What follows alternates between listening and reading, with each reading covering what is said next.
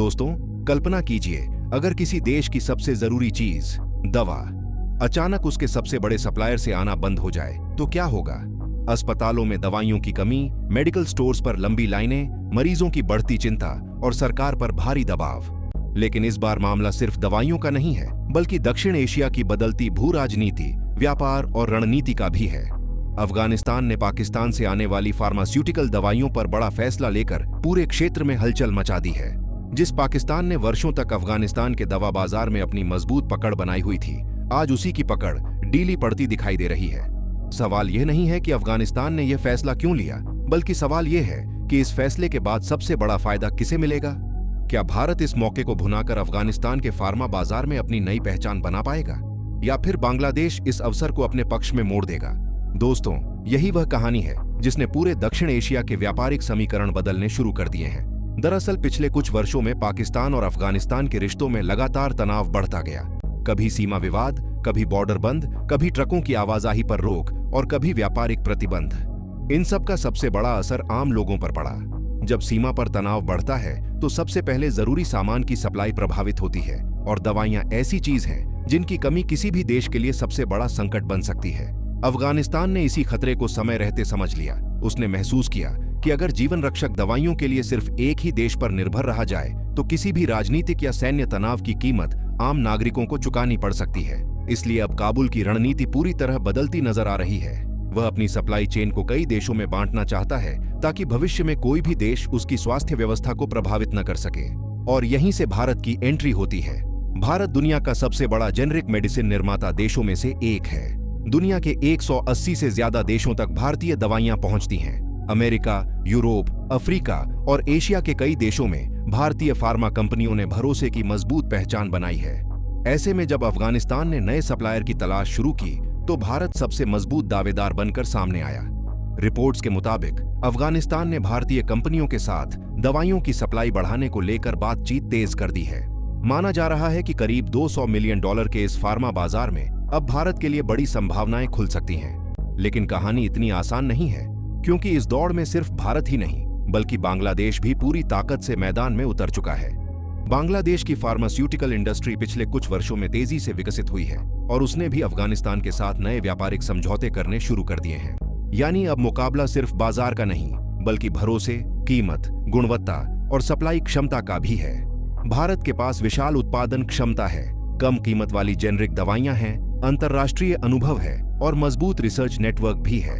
दूसरी ओर बांग्लादेश भी तेजी से अपनी पहचान बना रहा है, लेकिन उसकी कई कंपनियां अभी भी कच्चे माल यानी एपीआई के लिए बाहरी देशों पर निर्भर हैं। यही वह जगह है जहां भारत को स्वाभाविक बढ़त मिलती दिखाई देती है। लेकिन दोस्तों, किसी बाजार को जीतने के लिए सिर्फ अच्छी दवाइयां बनाना काफी नहीं होता, उन्हें सही समय पर पहुंचाना भी उतना ही जरूरी होता है। और यहीं सबसे बड़ी चुनौती सामने आती है।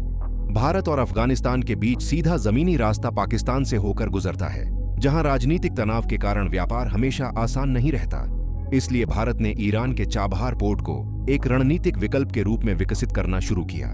यह वही रास्ता है जो पाकिस्तान को बाईपास करके भारत को अफगानिस्तान और आगे मध्य एशिया से जोड़ सकता है।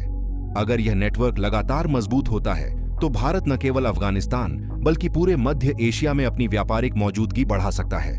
लेकिन अगर पश्चिम एशिया में तनाव बढ़ता है और ईरान वाला रास्ता प्रभावित होता है तो भारत की सप्लाई चेन भी चुनौती में आ सकती है।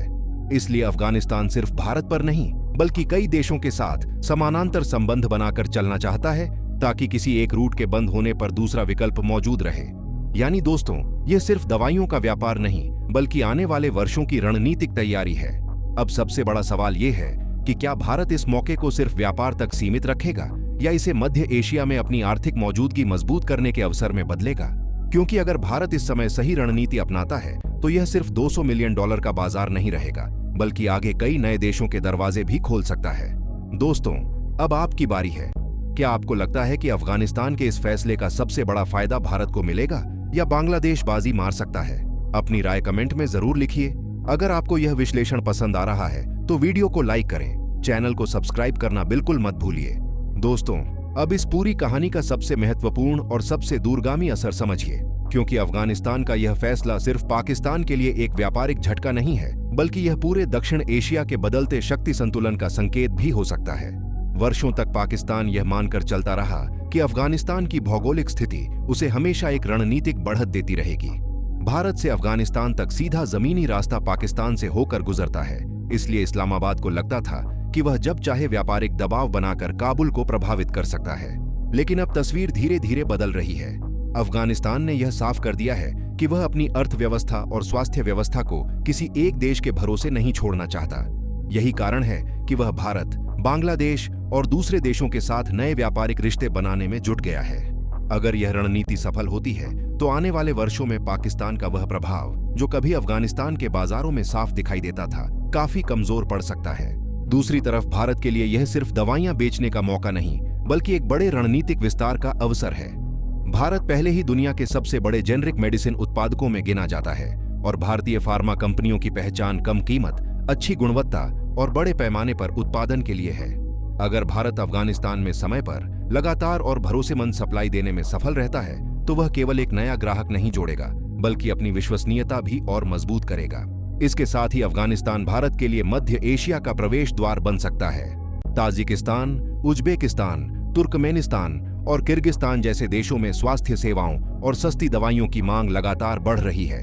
अगर भारत अफगानिस्तान के जरिए मजबूत लॉजिस्टिक नेटवर्क तैयार कर लेता है तो आगे चलकर इन बाजारों तक पहुंच बनाना कहीं आसान हो सकता है। लेकिन दोस्तों, हर अवसर अपने साथ चुनौतियां भी लेकर आता है। भारत के सामने सबसे बड़ी चुनौती कनेक्टिविटी की है। चाबहार पोर्ट और ईरान के रास्ते अफगानिस्तान तक पहुंचने की रणनीति मजबूत जरूर है, लेकिन यह पूरी तरह क्षेत्रीय परिस्थितियों पर भी निर्भर करती है। यदि पश्चिम एशिया में तनाव बढ़ता है, समुद्री मार्ग प्रभावित होते हैं या किसी कारण से लॉजिस्टिक लागत बढ़ती है तो भारतीय दवाइयों की प्रतिस्पर्धात्मक बढ़त कम हो सकती है। इसलिए भारत के लिए सिर्फ उत्पादन बढ़ाना पर्याप्त नहीं होगा, बल्कि सप्लाई चेन को तेज, सुरक्षित और किफायती बनाना भी उतना ही जरूरी होगा। वहीं बांग्लादेश भी इस बाजार को हल्के में नहीं ले रहा। उसकी कई फार्मा कंपनियां तेजी से अंतर्राष्ट्रीय बाजारों में अपनी मौजूदगी बढ़ा रही हैं और अफगानिस्तान के साथ हुए नए समझौते उसे भी मजबूत आधार दे सकते हैं। यानी आने वाले समय में यह मुकाबला भारत बनाम पाकिस्तान नहीं, बल्कि भारत बनाम बांग्लादेश भी बन सकता है। हालांकि विशेषज्ञ मानते हैं कि बड़े पैमाने पर उत्पादन, विविध दवाइयों की उपलब्धता, अंतर्राष्ट्रीय गुणवत्ता मानकों का अनुभव और विशाल निर्यात नेटवर्क जैसी खूबियां भारत को अभी भी मजबूत स्थिति में रखती हैं। लेकिन बाजार केवल क्षमता से नहीं जीते जाते, भरोसे और समय पर सप्लाई से भी जीते जाते हैं। अगर भारत इन दोनों मोर्चों पर सफल रहता है तो अफगानिस्तान का यह बदलता बाजार भारतीय फार्मा उद्योग के लिए बड़ी उपलब्धि साबित हो सकता है। दूसरी ओर पाकिस्तान के लिए यह घटनाक्रम एक चेतावनी भी है। जब किसी देश के साथ व्यापार बार बार राजनीतिक तनाव की वजह से प्रभावित होता है तो ग्राहक नए विकल्प तलाशने लगते हैं। व्यापार में भरोसा उतना ही महत्वपूर्ण होता है जितना कीमत। अगर एक बार कोई बाजार वैकल्पिक सप्लायर का आदी हो जाए तो पुराने सप्लायर के लिए अपनी जगह वापस पाना आसान नहीं होता। यही वजह है कि अफगानिस्तान का यह फैसला भविष्य में पाकिस्तान के अन्य निर्यात क्षेत्रों पर भी असर डाल सकता है। कुल मिलाकर यह कहानी सिर्फ दवाइयों की नहीं, बल्कि बदलती रणनीतियों, नए व्यापारिक रास्तों और क्षेत्रीय शक्ति संतुलन की है। आने वाले महीनों में सबसे दिलचस्प बात यह होगी कि क्या भारत इस अवसर को दीर्घकालिक साझेदारी में बदल पाता है? क्या बांग्लादेश अपनी बढ़ती फार्मा ताकत से इस बाजार में मजबूत हिस्सेदारी हासिल कर पाता है? और क्या पाकिस्तान अपनी खोती हुई स्थिति को वापस पाने के लिए कोई नई रणनीति अपनाता है? इन सभी सवालों के जवाब भविष्य तय करेंगे, लेकिन इतना तय है कि अफगानिस्तान का यह एक फैसला पूरे क्षेत्र के व्यापारिक समीकरणों को बदलने की क्षमता रखता है। दोस्तों, अब आप बताइए, अगर आप भारत सरकार या किसी भारतीय फार्मा कंपनी के सलाहकार होते तो अफगानिस्तान के इस बाजार में सबसे पहले कौन सा कदम उठाने की सलाह देते? अपनी राय कमेंट में जरूर लिखिए। अगर वीडियो पसंद आया हो तो इसे लाइक और शेयर करें और ऐसी ही गहरी रिसर्च और दमदार विश्लेषण वाली वीडियो देखने के लिए चैनल को सब्सक्राइब करें और बेल आइकन को ऑल पर जरूर दबाएं। जय हिंद।